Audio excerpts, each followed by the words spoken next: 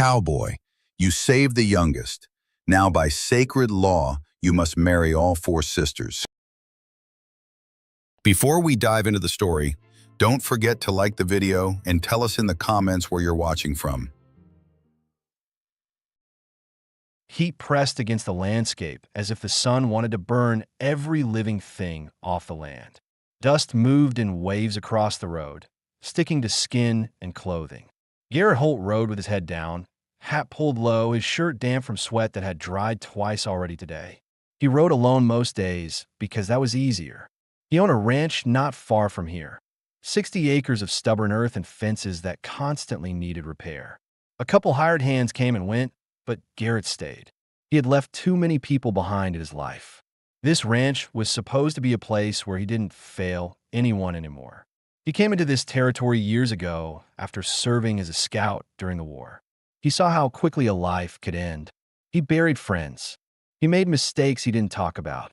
He tried to save people once and failed, and failure stuck to him like dust. He avoided towns unless he needed supplies. Fewer eyes, fewer questions. He expected another quiet evening of riding, checking the south boundary before heading home.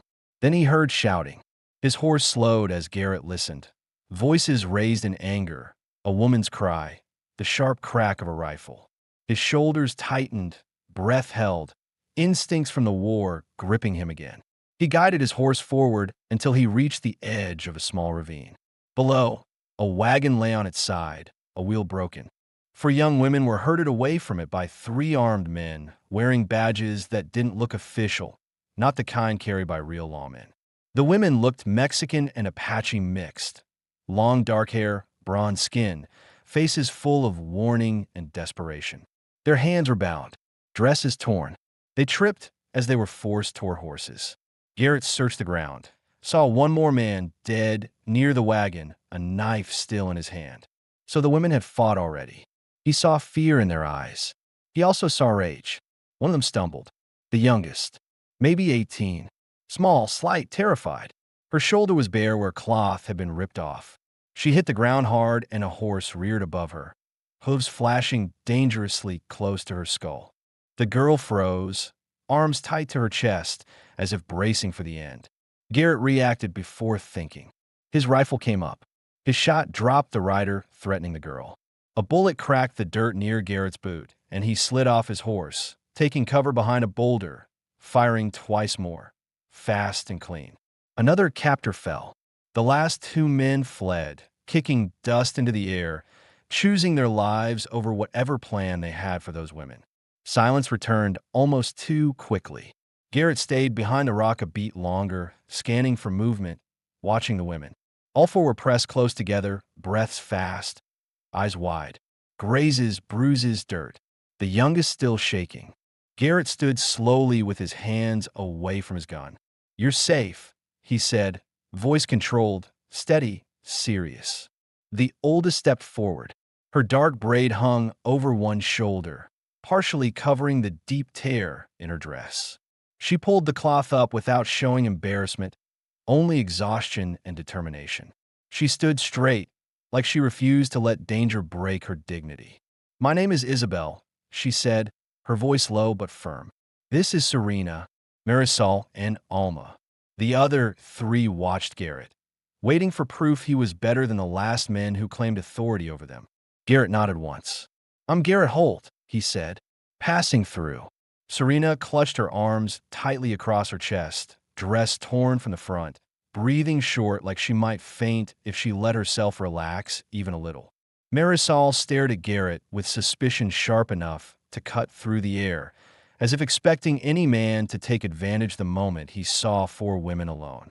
Alma, the youngest, didn't look away from Garrett, her fear shifting into something like hope. Isabel continued. "We were taken from our village this morning. They said we were purchased by a county judge in Arroyo Ford." Her jaw clenched. "They said we belong to him now." Garrett felt anger rise inside him, hot and familiar.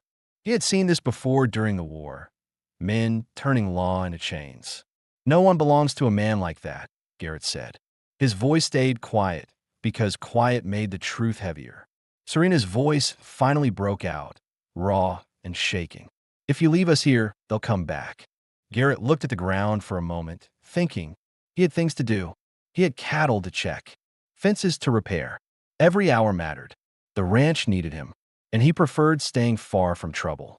But turning away from this, turning away from 4 people who clearly had no one else, that would be a mistake he wouldn't be able to ride away from. We go to Red Mesa Crossing, he said. Town's close enough. Sheriff can help you. Isabel studied him again. And you? She asked. I'll see you there, Garrett replied. He didn't promise more than that. Couldn't, but it was enough for now.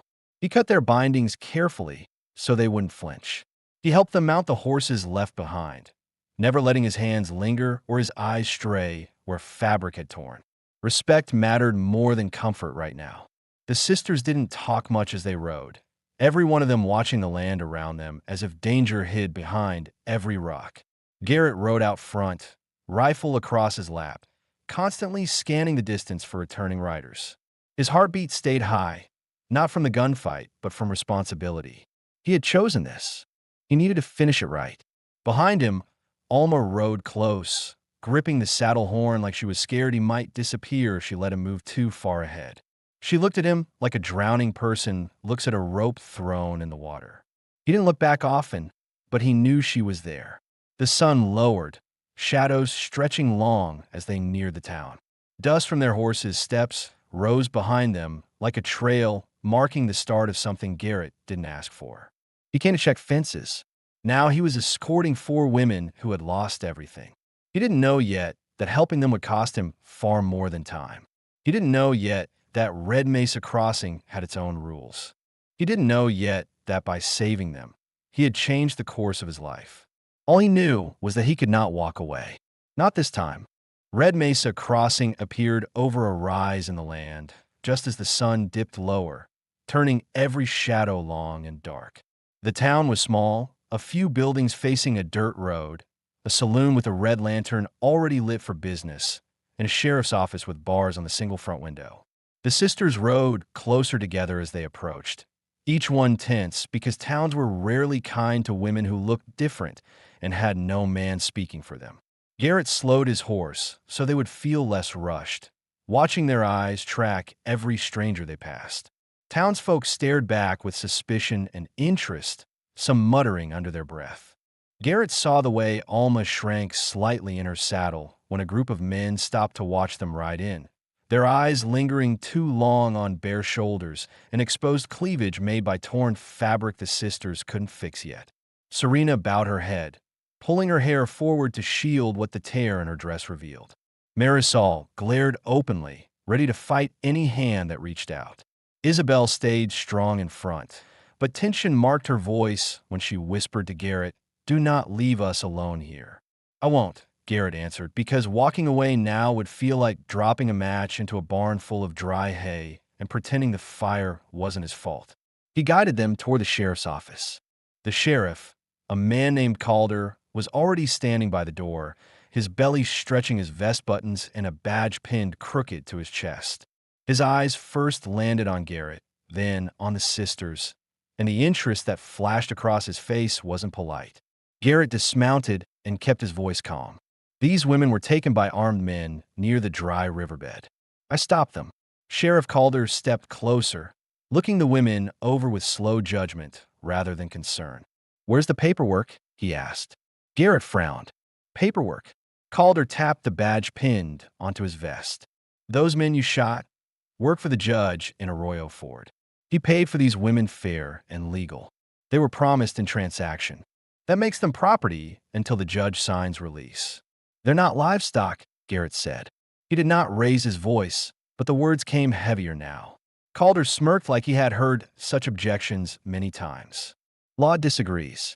Since you intervened before delivery was complete, the law places responsibility on the man who interfered with the transaction." He pointed at Garrett. "Meaning you." Isabel stepped forward fist tight. "We do not belong to anyone," she said through clenched teeth. Calder shrugged, like her defiance meant nothing. "The judge will come claim what's his. Unless—" Garrett did not like the pause. "Unless what?" he asked. "Unless you intend to take care of them yourself," Calder said. "And I don't mean for a night under a roof. The law requires marriage. all four, responsible for their food, shelter, protection. For life. The sisters froze like the ground had just dropped out from under them. Alma whispered, barely audible, "Marriage all of us to him?" Calder crossed his arms. "If you refuse, the judge will take them back, and trust me, he won't treat them gentle like you have. You want to fix what you broke? Here's your chance." Garrett felt pressure building behind his ribs, the same feeling he had the night he made a choice that cost a man his life and left a woman crying in the dirt. He left back then because he thought distance would stop the guilt. It never did. He looked at Isabel, who stared back proud, but afraid of what the wrong choice might bring. Serena's eyes were wet with panic she tried to hide. Marisol looked ready to attack the sheriff if Garrett didn't give the right answer fast. Alma gripped the saddle horn and watched Garrett like her entire future balanced on his next breath. The townsfolk gathering nearby waited too, expecting him to walk away, to say it wasn't his problem. Garrett looked back to the sheriff. "What happens if I say yes?" "You become their husband," Calder said plainly. "All four. And no lawman, judge, or town drunk can take them from you without your say-so." It was absurd. It was unfair. It was a lifetime of responsibility he never asked for. He could already hear the future problems for women with trauma, anger, fear, no home, no money, no trust in men. And himself, a man who barely trusted his own ability to protect anything. But he also saw the alternative. For women dragged back to the judge. Used, controlled, broken. Garrett swallowed. He took a slow breath. He lowered his hat to shade his eyes. "I'll take responsibility," he said. Gasps rippled through the crowd. The sisters stared at him, stunned. Garrett continued, voice steady. "They stay with me. All four of them. Under my protection." Calder blinked, surprised he expected a fight and didn't get one. He nodded once and spit into the dirt. "Then the law says you're married. I'll write the certificate myself."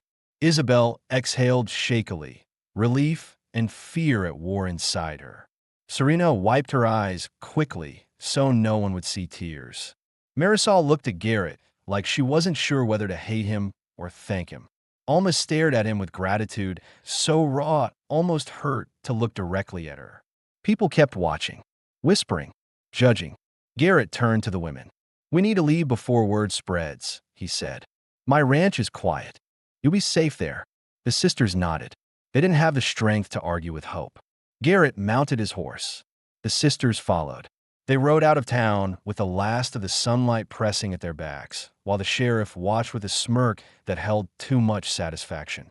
As the dark gathered over the land, Isabel moved her horse closer to Garrett. "You did not have to do this," she said, voice low. Garrett kept his eyes forward. "Yeah," he answered. "I did, because if he had walked away, he would have become the kind of man he was trying to stop being. Now he had 4 wives he barely knew, for lives depending on him not to fail again.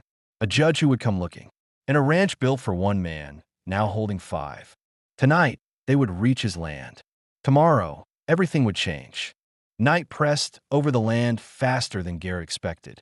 The last light slipped away by the time his ranch house came into view, a modest structure of wood and stone, a barn standing a short distance behind it, a corral gate still swinging from where he'd planned to fix it before he got dragged into all this. The air smelled like dry grass and old smoke, and the sisters looked at the property with the kind of fear that didn't vanish just because danger was farther away now. Garrett rode ahead and dismounted first. He moved slowly, giving them time to adjust, making sure they didn't feel rushed or trapped. He could tell none of them had been inside a stranger's home without fear before, and now they were walking into a life they hadn't chosen. He opened the door and stepped inside. The house smelled of stored beans, old wood, and the faint remains of coffee he'd made this morning. It wasn't much. One main room with a table, a small stove pushed near the wall, shelves that didn't hold enough, and a hallway leading to 2 small bedrooms. He slept in one. The other he had never finished fixing after the winter storms caused a leak in the ceiling.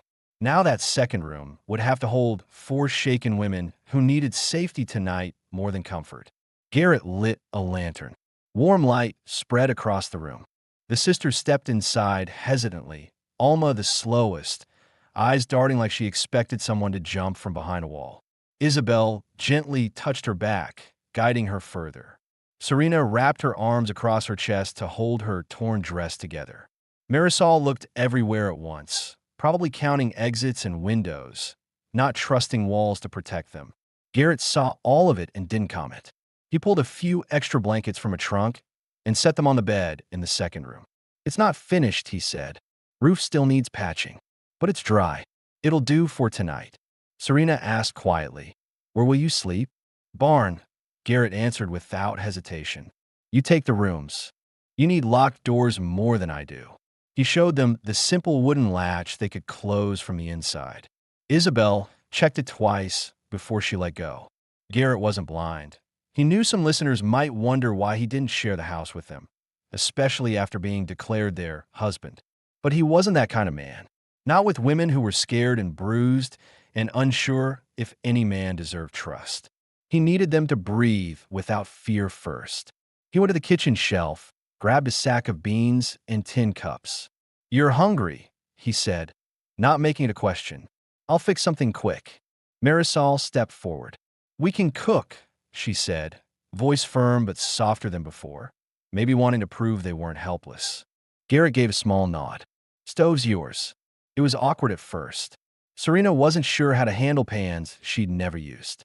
Isabel tried to occupy her nerves by organizing what little food he had. Alma stood close to the stove, warming her hands, silently glancing toward Garrett as if confirming he was still there, still choosing to help. Garrett chopped wood outside, giving them space, but he listened. The quiet clinking of dishes, the cautious footsteps, Alma's soft gasp when a spark jumped from the stovetop. They were trying to feel normal in a place that wasn't theirs yet. After dinner, they sat at the table, each of them silent because their minds were loud with thoughts they couldn't voice. Garrett rinsed plates outside while the sisters whispered softly in their language, discussing what kind of man he was. Isabel watched him through the window. She wasn't convinced yet, but she saw something she hadn't expected, a man who didn't demand anything in return for kindness. When he returned, he leaned against the doorframe with his arms crossed. "Tomorrow, we'll ride into town to get clothing for you," he said. "New dresses, ones that fit and aren't torn." He looked specifically toward Alma and Serena, who were still trying to keep ripped fabric from slipping. Both women lowered their eyes, embarrassed and relieved at the same time. Garrett continued, "I have 2 horses that need feeding before I settle in the barn. If any of you like, you can help. Give your mind something to do." Marisol stood first. "I'll help," she said immediately, maybe needing to prove she wasn't afraid anymore. Isabel joined soon after. Serena hesitated, but followed because being left behind made her uneasy. Alma stayed in the doorway, watching. Garrett showed them how to toss feed into the trough and check water barrels. The barn was warm from animals breathing, and dust filled the air where a lantern light touched it. The sisters worked quietly, their bodies loosening from fear for the first time since the ambush. Alma stepped inside last, slow, almost childlike. When the barn door creaked behind her, she startled. Garrett kept his distance and spoke gently. "Nothing here can hurt you," he said. Her voice trembled. "I thought we were going to die today." Garrett tightened his grip on the lantern handle. He didn't look directly at her when he replied. "Not while I was there." Alma swallowed hard, emotions tightening her throat. "You chose to help us." "Why?" Garrett didn't offer hero tales. He didn't pretend nobility. He just answered truthfully. "I've seen what happens when no one steps up. I won't let that happen again." Isabel overheard. She didn't reply, but something in her expression shifted. Not trust, not yet, but respect beginning to take shape.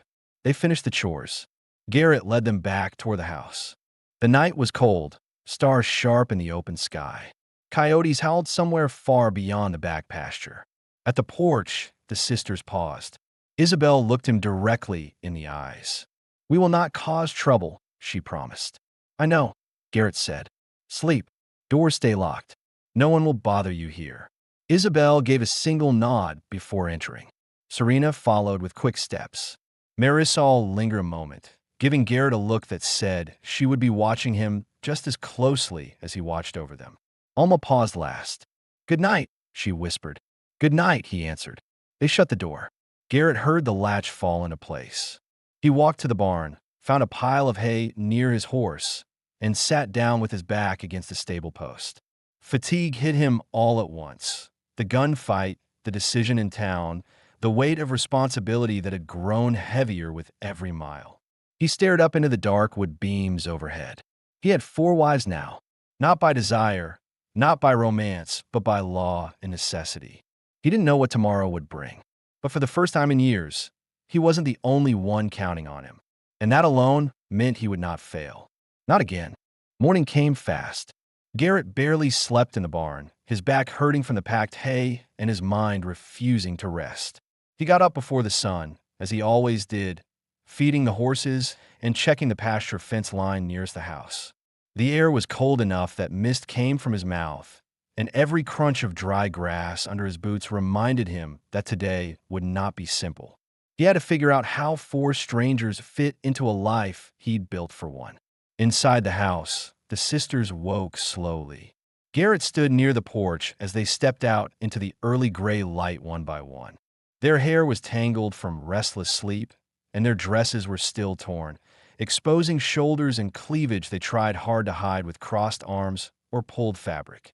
Clearly, they didn't feel comfortable wearing them in front of a man, especially one now called their husband by law. He noticed how Isabel positioned herself in front of the others, responsible, protective, not giving up leadership even though they were on unfamiliar ground. Serena looked tired, like nightmares had chased her through the night. Marisol was trying to appear confident, but kept glancing toward the road, as if expecting trouble. Alma stuck close to Serena, flinching at every burr call. Garrett understood what viewers might wonder. Would they sleep permanently? Would they ever feel safe sharing a roof with him? How would he earn their trust? How would they rebuild normal life after such trauma? All those questions sat heavy in Garrett's head, too. He cleared his throat. "We'll head into town. Buy clothes that fit. Supplies for the house." He paused, then added, "And food. A lot more than I got right now." Isabel looked at him carefully. "We have no money." Garrett nodded once. "I do." Marisol folded her arms. "You don't have to spend. I said I would take responsibility." Garrett cut in, voice calm but final. "I meant it." The sisters exchanged looks, not anger, not gratitude either, the kind of cautious acceptance people show when they want to believe something good but aren't ready yet. Before riding out, Garrett went to the small side shed and pulled out a trunk covered in dust. Inside were clothes that once belonged to his sister. Women's shirts, shawls, skirts mostly intact. He had kept them all these years, unable to throw them out after the day she died from an illness he couldn't stop. It was a memory that usually tore him apart, but today it was a chance to help someone else. "These belong to my sister," he said quietly. "You can wear what fits until we get better." The sisters froze, surprised by the sudden glimpse into Garrett's private life. Isabel touched one of the skirts gently, careful not to damage the memory stitched into it. She nodded with a seriousness that acknowledged the weight of the gesture. "We will take care of them," she promised. Garrett didn't respond. Words would only make it harder. Once the sisters changed into what fit them best, covering their bodies properly now, they mounted the horses. Alma rode with new confidence, sitting straighter because she no longer had a fighter dress. Marisol muttered something about finding the judge herself if he dared come near them again. Serena held Isabel's hand while they waited for Garrett to lead. The ride into town took less than half an hour. At first glance, everything looked as usual. Dust moving over the street, a wagon rolling by, the smell of coffee drifting from the saloon. But the moment Garrett and the sisters appeared, the atmosphere changed. People stared openly. 2 men near the general store elbowed each other and laughed quietly, eyes following the women in a way that made Serena shrink again. Garrett took a half-step closer, his presence shifting into a protective stance without him even thinking about it. "Ignore them," he said. "We're used to stares," Isabel replied. "Just not like this." Inside the general store, the clerk's eyebrows raised when he saw Garrett surrounded by women who were now, on paper, his wives. "Didn't waste time, did you?" the man said with a smirk. Garrett didn't smile. Clothes, he said. Decent ones. The clerk's expression sobered enough to avoid a fight. He fetched what they needed. Dresses durable enough for hard life, boots without holes, shawls for warmth. Isabel carefully chose modest items for each sister. Alma held on to new shoes like she owned something real for the first time. Garrett paid without hesitation, though the total left a heavy gap in the pouch he carried. A sacrifice he didn't regret. As they stepped back outside, a rider approached fast, dust trailing behind his horse. The horse stopped hard near them, and the rider dismounted before his boots fully hit the ground. He wore a fine coat and polished boots that didn't belong in dust towns. A ring on his finger glinted in the sun. His mustache was trimmed perfect. He looked like money and trouble. "Garrett Holt?" the man asked loudly. Garrett placed a subtle hand near the butt of his pistol. "Who's asking?" The stranger smiled with the confidence of someone used to getting whatever he demanded. "I represent Judge Howell of Arroyo Ford. Those women you're dragging around," his voice sharpened. "They were purchased. The judge does not take kindly to thieves." The sisters flinched, pressing closer together behind Garrett, as if his back was the only shield they trusted right now. Garrett didn't move. His voice stayed low, steady, unshakable. "They are under my protection. Law says they are my wives now." The man's eyes narrowed. "The judge will challenge that. And if he takes them back, there won't be a second rescue." Garrett stepped forward until the man had to tilt his head up slightly to keep eye contact. "I don't walk away," Garrett said. "Not anymore." The messenger studied him, trying to decide if Garrett Holt was the kind of man who backed down when threatened. What he saw convinced him otherwise. "I'll deliver the message," he muttered. Then he mounted his horse and rode out of town. The sisters turned to Garrett, four sets of fearful eyes waiting for a promise he couldn't speak lightly. Isabel asked the question first. "He is coming, isn't he?" Garrett looked toward the horizon. The messenger disappeared in two. "He'll try." He turned back to the women, his voice firm. "But I'm not going to let him take you."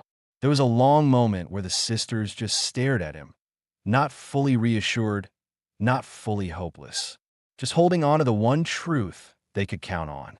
Garrett Holt had chosen them, whether he liked it or not. He was their only defense against the man who once claimed to own them. Tonight, they would return to the ranch with new clothes. Tomorrow, they would prepare for a fight they didn't ask for. And Garrett would find out whether he was strong enough to keep all four safe, or if his past failures were about to repeat themselves. By the time they returned to the ranch, the sun was high and the heat made the air shimmer above the ground. The ride back from town felt heavier than the ride there. They had clothes now, food, the beginnings of a home, but also a warning: the judge would come for them. Garrett helped the sisters down from their horses.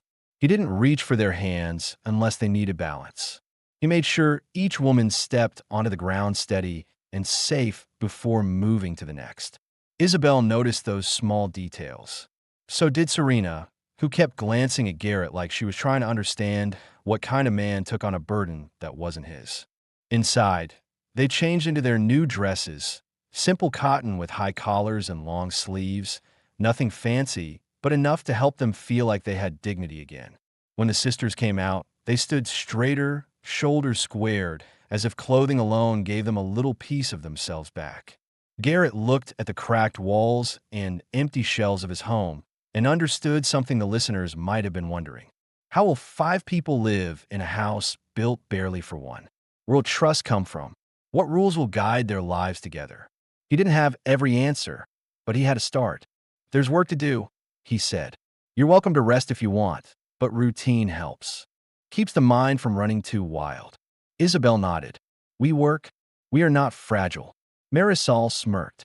"Speak for yourself," she muttered, then added with a shrug. "But yes, we can work." Serena stayed quiet, still trying to feel safe in her skin. Alma stood closest to Garrett again, like he was an anchor in unfamiliar waters. Garrett assigned tasks with calm clarity, not ordering, not demanding. Isabel would help him sort the pantry and start a list of what they still needed. Marisol would check the barn and help repair tools. Serena would wash clothes and scrub dust from the floorboards. Alma would gather eggs and help in the kitchen. They scattered to their duties. For a moment, The place felt almost normal. Garrett fixed the corral gate first, hammering nails into wood while Isabel stood nearby, making inventory, folding her sleeves to work more easily. She was strong, capable, but every loud sound made her shoulders tense.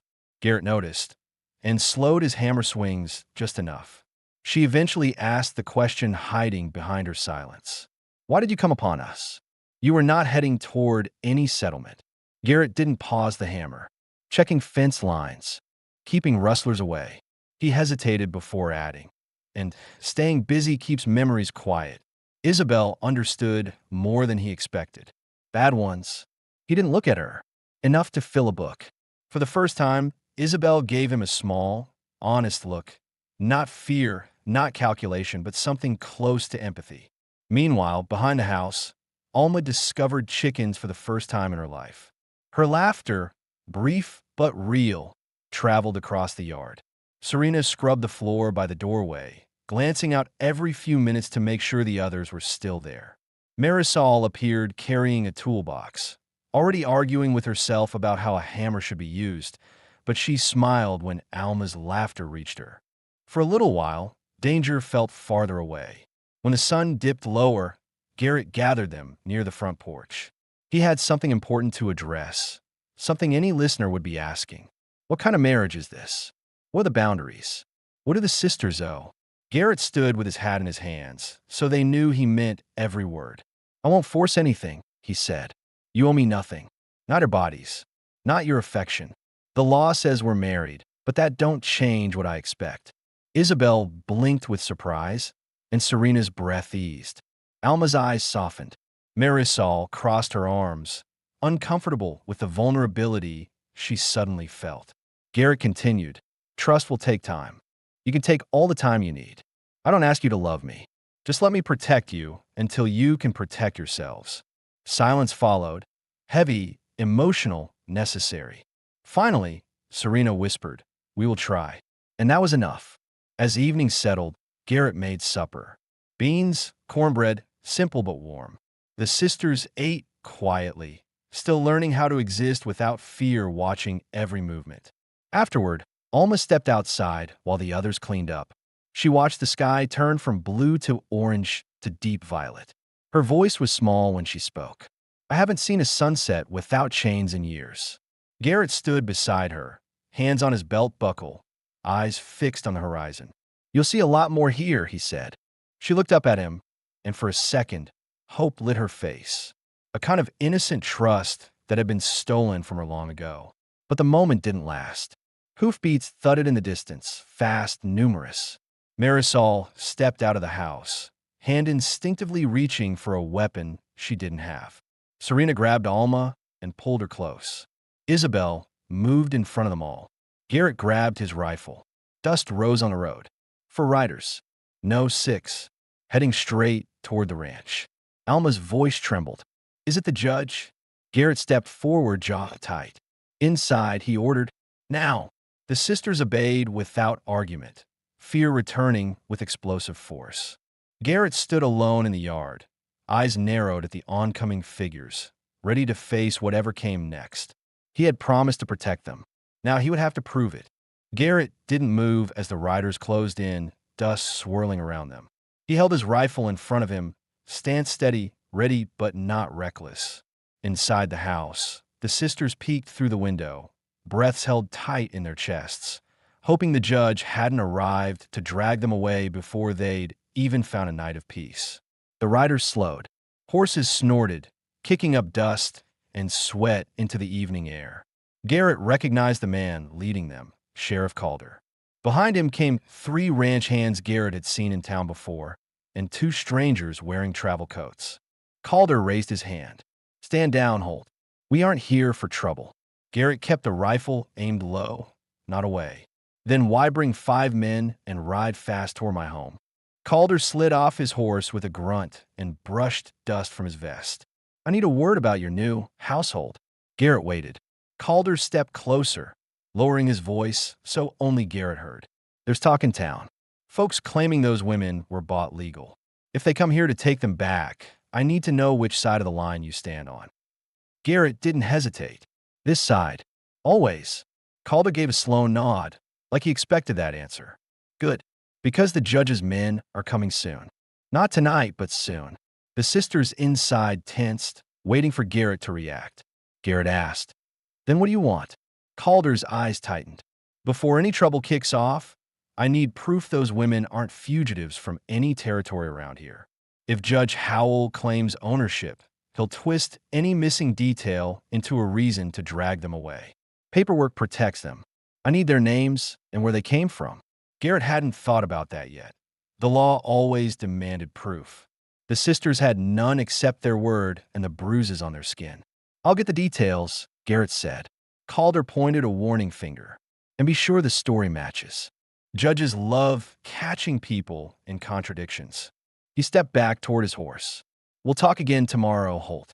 Be ready." Sheriff Calder signaled his men, and the group turned and rode off, leaving silence heavy behind them. Only when hooves faded did Garrett lower his rifle and breathe again. Inside, the sisters didn't move until Garrett called out, "It's all right. Come on out." They stepped onto the porch carefully. Serena still shook. Alma clung to her hand. Marisol tried to hide how much the scare rattled her. Isabel came straight to Garrett, chin sharp with worry. "What did he want?" she asked. Garrett considered how much to share. These women had been lied to enough. He wouldn't add to that. "He needs your history," Garrett said. "Names, where you were taken from. Anything that proves you're not criminals." Isabel swallowed. "We have no papers. Our mother died years ago. Our village was small. No records. No one to speak for us." Garrett met her gaze. "You have me now." The answer stunned them all into stillness. Marisol looked away quickly, pretending she wasn't moved. Serena blinked fast. Alma's eyes glimmered, hope flickering again. Isabel studied Garrett like she was searching for cracks in the image of a decent man, and finding none. Garrett invited them back inside, and once seated around the table, he said, "Tell me everything you're comfortable sharing. I'll write it down. We'll keep stories straight so no one twists your past into something ugly." He pulled a pencil from a drawer, a scrap of paper he'd once marked fence measurements on. He turned it over to the blank side. Isabel spoke first. She wasn't just the eldest, she was their memory, their protector. "We are the Ortega sisters," she said. "Our mother was Mexican. Our father Apache. We grew up near the border. The judge's men raided our village to take cattle. When our father resisted, they killed him. They told us our mother would work off his debt. She never returned." Garrett's pencil pressed too hard against paper. The line snapped. He retrieved a knife to sharpen it, jaw clenched with controlled anger. Serena continued, voice trembling but steady. "We were taken soon after, transported from town to town. They said someone would buy us eventually." The word "buy" hit Garrett like a fist. He kept writing dates, locations, everything they remembered. So when Calder asked questions later, every detail would match. Alma's voice wavered as she added her part. "We thought no one would ever help us. We thought we were forgotten." Garrett set the pencil down and looked at them, all four. Not anymore. In that small, plain kitchen, under a flickering lantern, something shifted. They were still afraid, still uncertain, but now they weren't alone. After the writing was finished, Garrett stood. "I'm going to reinforce the doors and windows tonight. And tomorrow, I start building a second room." Marisol raised a brow. "Why? You expect us to stay?" Garrett answered simply, "I hope you do." Marisol had no smart reply this time. Before they retired, Isabel placed a hand lightly on Garrett's arm. "Not flirtation, trust, respect. You are a strange man," she said. "Most men want only what they can take. You want only to give." "Why?" Garrett stared at the floor a moment, voice quiet when he answered. "Because I've taken enough from this world already." Isabel understood. Some wounds never show, but they change a person all the same. The sisters retreated to their room, doors locked for safety, not from Garrett anymore, but for whatever might come down the road. Garrett sat by the window with his rifle, keeping watch. Coyotes howled in the distance. The air grew colder. He didn't fight sleep. He didn't allow it. Tonight, he wasn't just a rancher, not just a man punished by his past. Tonight, Garrett Holt was exactly what four women needed. A wall between them and the nightmares outside. and as long as he breathed, that wall would stand. Garrett kept his eyes open most of the night. He sat in the wooden chair near the door, rifle upright against his knee, listening for trouble. Every creak of the walls, every brush of wind, every distant coyote call made his shoulders tense. He didn't fear attack, he expected it, but he refused to let danger reach the sisters while they slept under his roof. By dawn, fatigue pulled at the edges of his thoughts, but he forced himself up and outside. The cold morning air bit into his skin, waking him quickly. Sunlight stretched over the land, turning dry grass pale gold. No horse tracks in the dirt. No dust trails coming from the road. For now, the judge's men weren't here. Inside, soft footsteps moved around the kitchen. The smell of coffee seeped through the house. When Garrett entered, he found Isabel boiling water at the stove, Serena arranging tin cups, Marisol sharpening a knife on a stone she'd found outside, and Alma trying her best to fold the remaining blankets stronger and neater than yesterday. Their movements looked more confident, more like they belonged. Garrett rubbed a hand across his jaw. You don't need to do all that. Isabel looked over her shoulder. We want to, she said, voice calm and certain. This is our home now, too. We must take care of it. That word, home, hit Garrett harder than any bullet he'd taken in the war. He nodded silently, not trusting his voice. After they ate, Garrett stood by the table and addressed questions the listeners might still have. Where would they sleep long term? What would life look like here? How would they build a future, not just hide from danger? Asterisk, asterisk. I'll add a new room onto the house, he said. A place for all of you to sleep comfortably. The barn worked for me, but it isn't right for you. Marisol raised an eyebrow. You slept out there, so we could have a bed. Garrett shrugged slightly. I'm used to the barn. That wasn't the full truth. He slept there so they wouldn't have to fear him. But he didn't say that part. Serena spoke quietly. We trust you more today than yesterday. It was the closest thing to gratitude, she'd said. Garrett accepted it with a small nod. They spent the morning working together. Garrett showed them how to cut boards for framing, and the sound of hammering filled the yard. Serena helped hold wood steady with shaking hands at first, but the longer she worked beside Garrett, the steadier she became. Marisol teased him about crooked nails until he challenged her to do better, which she did, grinning with satisfaction. Alma carried lightweight planks and fetch nails, proud to be useful. Isabel measured carefully, ensuring every piece fit tight. Trust wasn't suddenly perfect, but it was growing one nail, one breath, one shared goal at a time. While they worked, they talked. Garrett asked more about their past, not to reopen wounds, but to fill in missing details the sheriff might question later. Isabel explained that their father had taught them some Spanish and English, so they could trade in border towns. Serena loved tending animals, especially goats back home. Marisol admitted she once punched a soldier for calling her mother a name no woman deserved.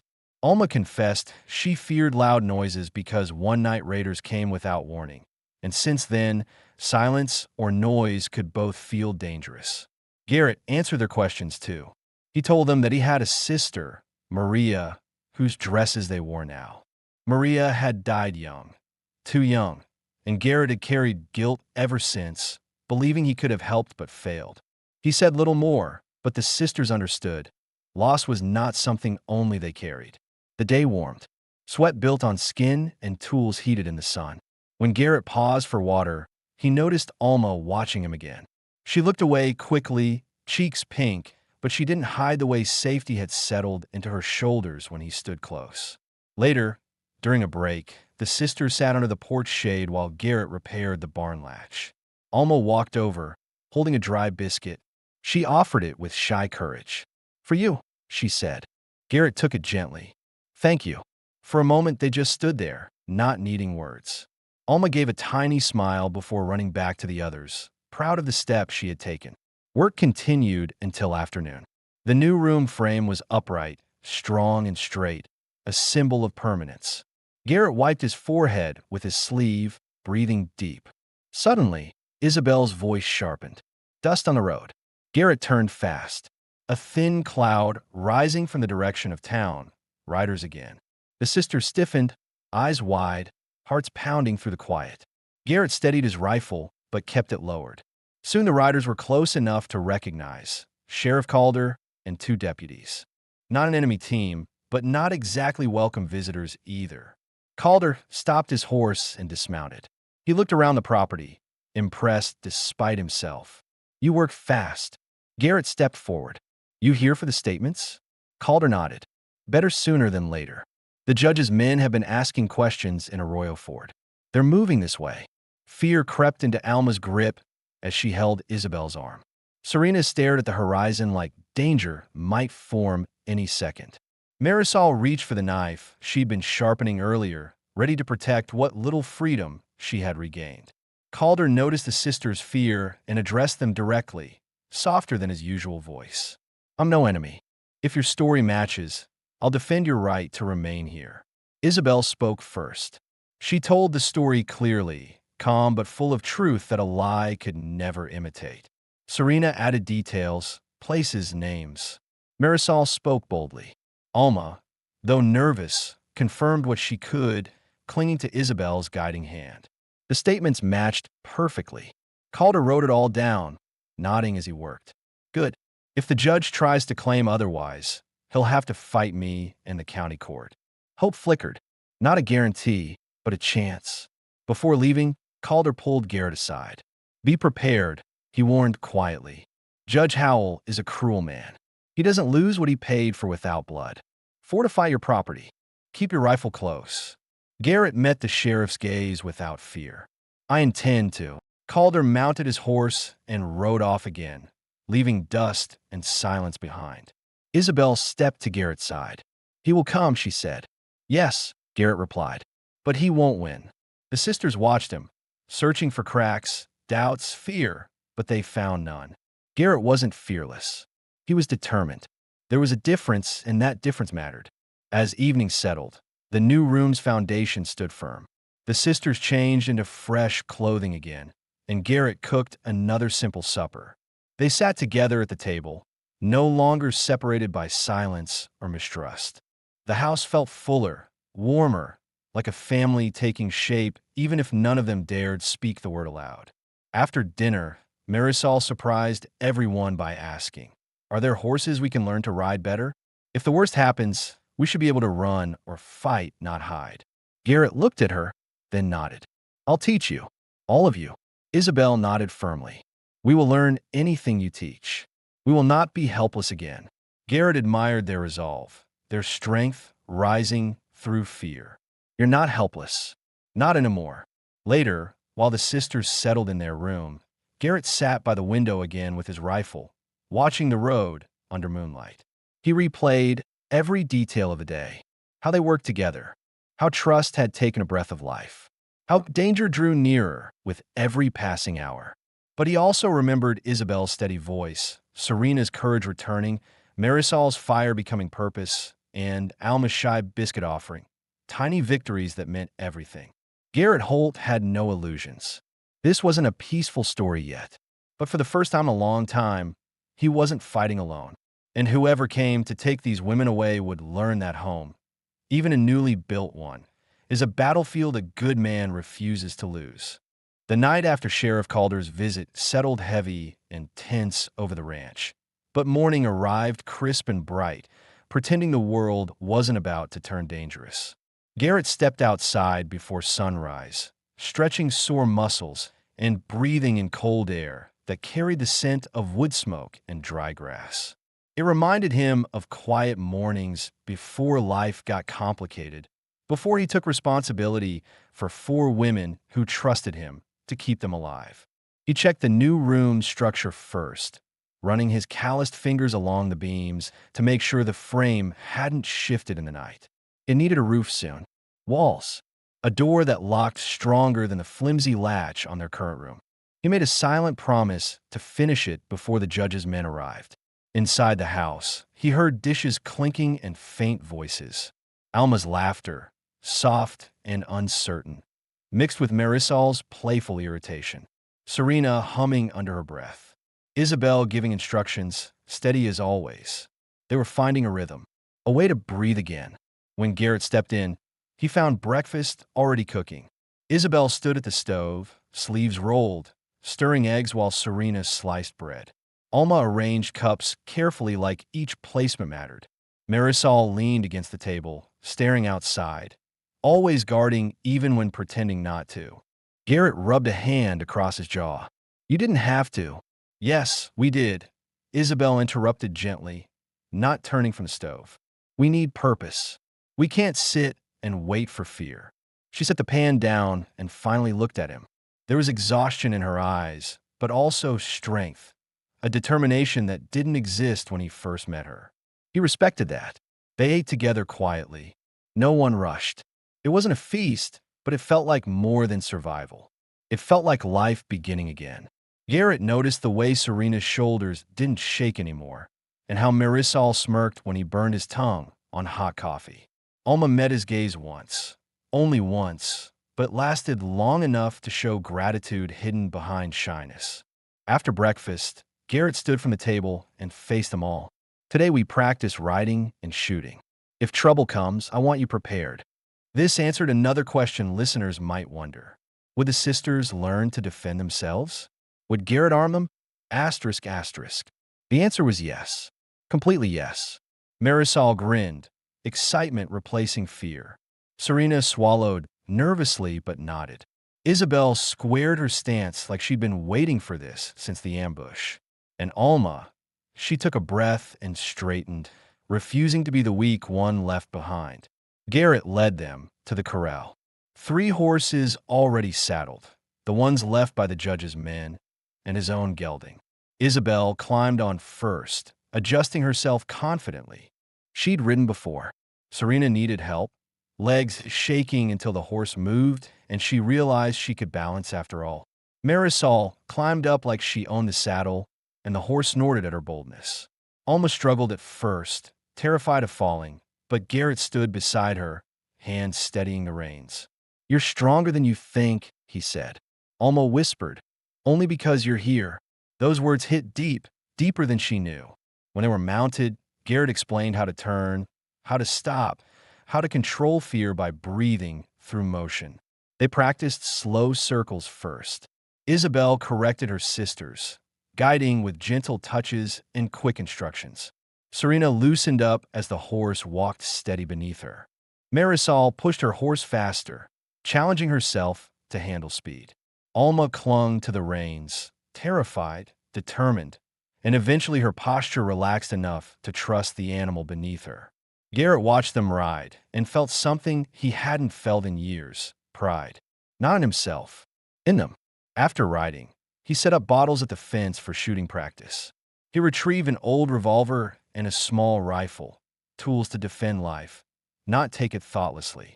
The sisters hesitated, understanding the weight of holding a weapon again. But one by one, they stepped up. Isabel first, jaw set, eyes sharp. She missed the first shot, but corrected quickly, hitting the next 2 clean. A woman who learned fast. Serena held the gun carefully as if it might explode. Garrett stood close, guiding her grip. She fired once, flinching but hitting the post near the target. Improvement came with each breath. Marisol grabbed the revolver like she'd been waiting her whole life for someone to hand her power back. Her grin widened when she shattered a bottle on her 3rd shot. Alma stood smallest and quietest, hands shaking. Garrett crouched beside her, voice low. No rush. Only shoot when you're ready. It took a moment, but she pulled the trigger, missing entirely. She winced, embarrassed. Garrett didn't sugarcoat. Try again. She did, bottle cracked slightly. Alma gasped, sending a shy smile up at him that felt like sunrise after a long winter. By midday, sweat slicked their skin and laughter occasionally replaced silence. Progress was slow, but survival didn't require perfection, just bravery and will. But safety was temporary. Trouble didn't knock politely. As they rested near the corral, Garrett scanned the horizon. He saw what he feared: fresh dust on the distant road. Not town traffic, a group. Moving steady. Isabel followed his gaze. Them. Maybe, Garrett said quietly. We finished too late, Serena whispered, gripping her dress. No, Garrett said. We finished just in time.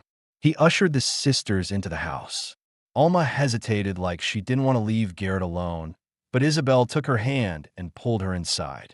Garrett positioned himself near the porch, rifle ready but hidden behind a support beam. Minutes passed that felt longer than an entire day. The riders slowed before reaching the gate, stopping well back from the ranch. Their leader raised a white cloth, signaling they weren't here to attack.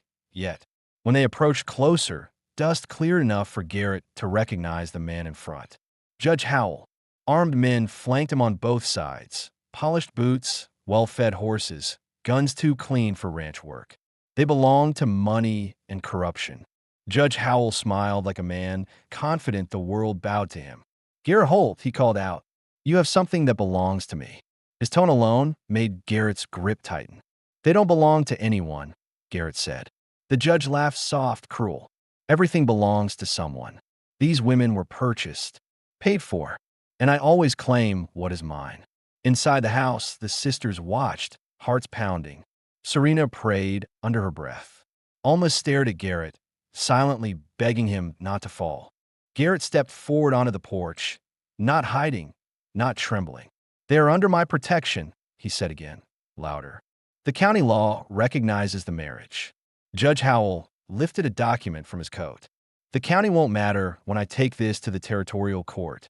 The law can be persuaded." He looked Garrett over like a piece of livestock he intended to buy.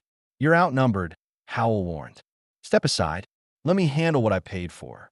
Garrett didn't blink, didn't break. "You'll have to kill me first." The judge laughed. "That can be arranged." But he didn't give the order. Not yet. Because something about Garrett Holt made even a corrupt man hesitate.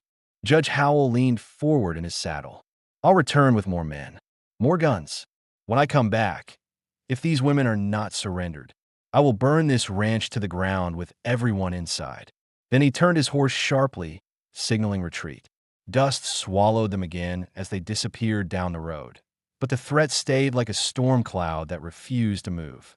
Garrett lowered his gun slowly. His heart still hammered, but his face betrayed nothing. Isabel stepped onto the porch, jaw clenched. "He means what he said." "Yes," Garrett replied. Marisol emerged next, eyes blazing. "Then we do not wait. We prepare." Serena came out holding Alma close. "What if we lose?" Garrett looked at each of them, 4 lives placed in his hands, 4 futures tied to his choices. "We won't," he said, "because I have something he doesn't." They waited for his answer. Garrett Holt finally spoke the truth that defined him now. "I have a family worth fighting for." And with that, fear turned into resolve. Walls could be built, ammunition prepared, strategies formed. But the most important thing was already in place. They would not run. They would not surrender. They would stay, together, until the last gun fell silent. Garrett woke before dawn, prepared for the worst. Judge Howell's threat wasn't something he could ignore. All night he had planned every detail of their defense. Where to position rifles, how to use the barn for cover, which direction the sisters would escape only if he fell. He didn't want that plan, but he had it. Inside the house, the sisters had barely slept.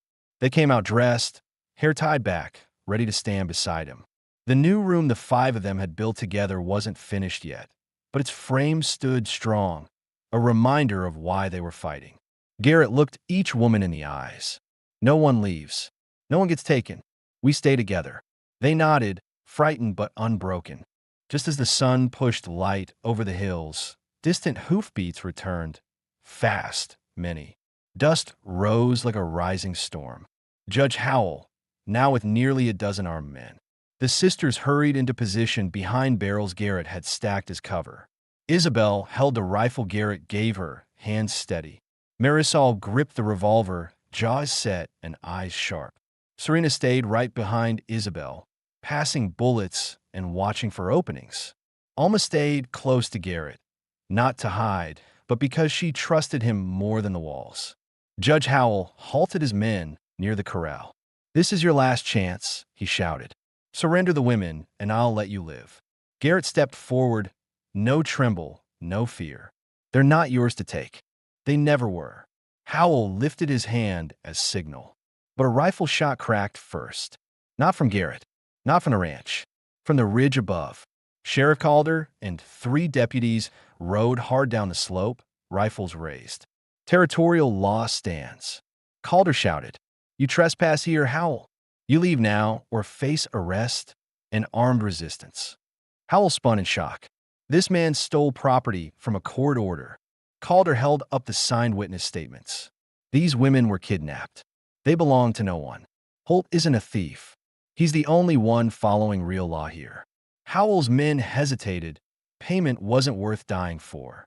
Garrett raised his rifle slowly. "There's enough land and air in this territory for you to disappear into. Do it now." Judge Howell's jaw clenched with unbearable fury. But even a powerful man knew when he was outmatched. He yanked his reins and spat into the dirt. "This isn't over," he growled. But Garrett stepped closer, voice harder than gun steel. "Yes, it is." The judge saw the truth in Garrett's eyes. He turned his horse and rode off fast. His men followed, dust blowing behind them like retreating shame. Silence fell, long, heavy, unbelievable. Then Isabel lowered her rifle first, breath breaking loose from her chest. Serena dropped into a seat on the porch. Crying from relief, she couldn't hide anymore. Marisol exhaled a curse and leaned against a beam, wiping sweat from her brow. Alma turned to Garrett and threw her arms around him before realizing what she'd done, but he didn't pull away. Calder rode closer, tipping his hat. "Paperwork's official. You're all protected.